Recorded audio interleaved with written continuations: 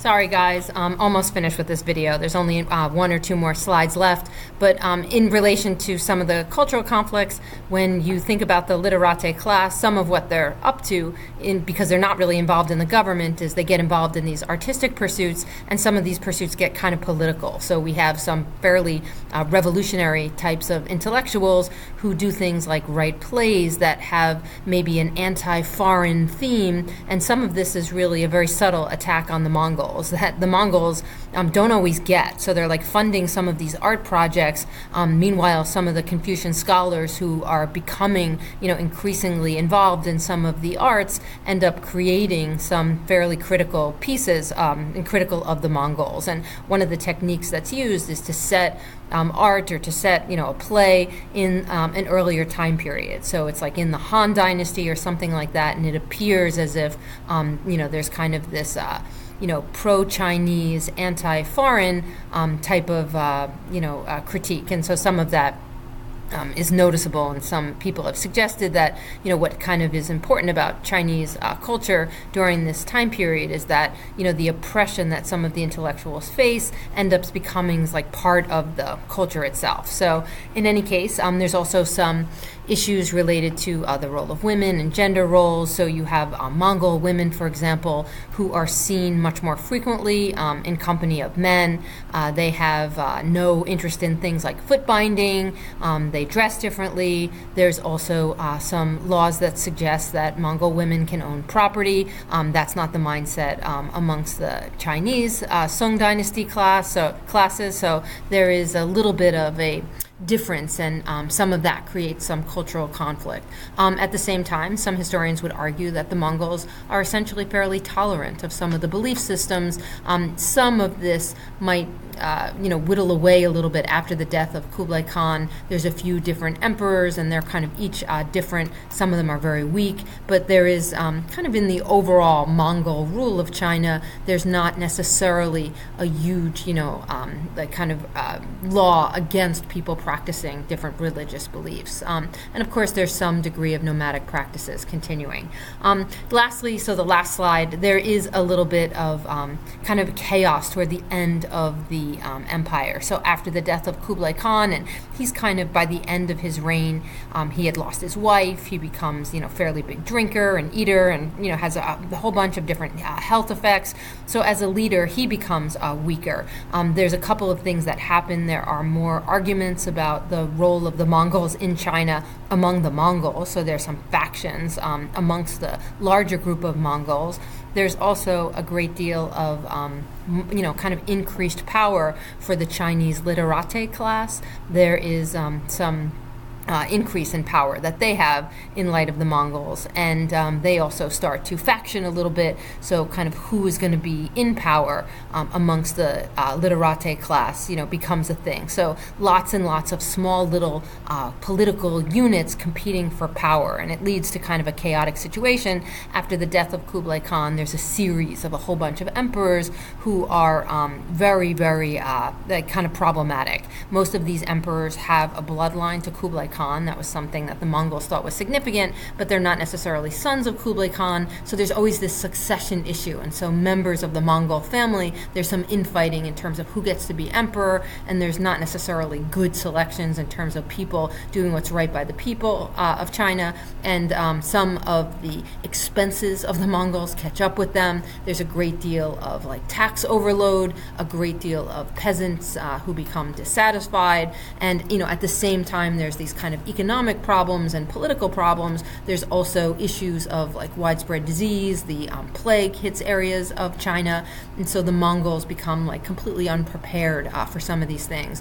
The Mongols also kind of continue some of their expansionism, and they had not only tried to get into Japan, they also, and they're not successful there. Every time they try to go to Japan, it's not successful because there's always these strong winds, and so the Japanese end up being kind of protected. from the Mongols, but there's other places where they try to have a dominance, including like modern-day Vietnam and also Java in Indonesia. And these places also, either the conquest doesn't work out well. The Mongols don't do well by water, so Japan, Indonesia, very problematic for the Mongols. The other thing is in weather that's like hot and kind of more wet, the Mongols have a hard time. So any rule over the modern-day Vietnam, kind of called Anan at the time, that becomes very tricky for the Mongols, and they ultimately leave that area. So they do have their failures, and they do try to resuscitate a little bit of their political power. They do revise and re-add the civil service exam. They try to give some more power to the literate class, but largely the last years of the empire are chaotic, and there's a great deal of kind of a perfect storm of political, economic, social problems and peasant uprisings, which will lead to the end of the Yuan Dynasty. So it does have, by 1367, an end, and it will be followed by a changeover to the Ming Dynasty, which becomes a strong kind of maybe golden age in China, and is led by individuals kind of representing that peasant class initially.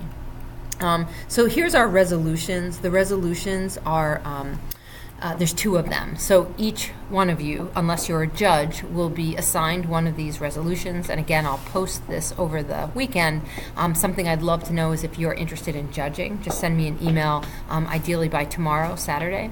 The first resolution, the Mongols' overall legacy in world history, should be as conquerors who exploited and displaced other civilizations for their own gain. This is a statement that if you are on the affirmative team, you will agree with. If you're on the negative team, you will disagree with.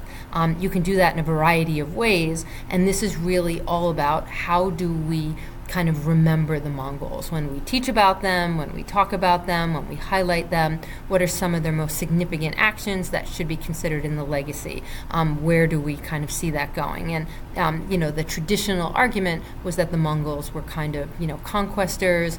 Some of their tactics were especially brutal, and they affect a great number of people because of the devastation that they place. And this is a resolution that you could include any generation of the Mongols, so Chinggis Khan, his son, his grandsons, and this could also include a variety of different case studies.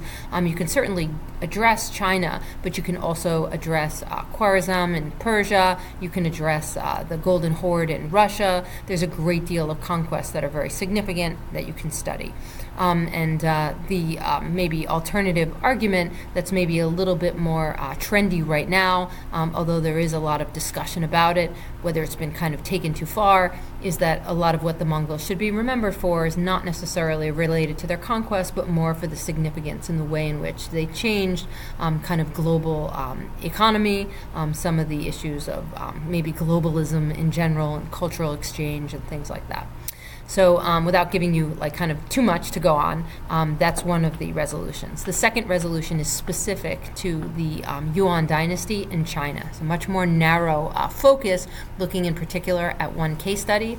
So the resolution reads, rather than an empire that protected its people and advanced its society, which you can kind of argue either economically, politically, and socially, the Yuan Dynasty robbed China of its culture and values. So part of this, if you're the affirmative team, you would agree that the Yuan Dynasty, who are the Mongols, essentially did devastate to some degree, China of its culture and maybe its values. And how you go about that and kind of setting up the criteria for proving that is something that you would do. If you're on the negative team, you're suggesting that's not the case at all, that the Mongols perhaps were not really destructive, perhaps there were other ways in which they handled the culture, maybe they facilitated it, etc. And there's a variety of ways that you can use information about the Sung Dynasty, the Yuan Dynasty, and also even the Ming Dynasty to kind of address that particular topic. Okie doke.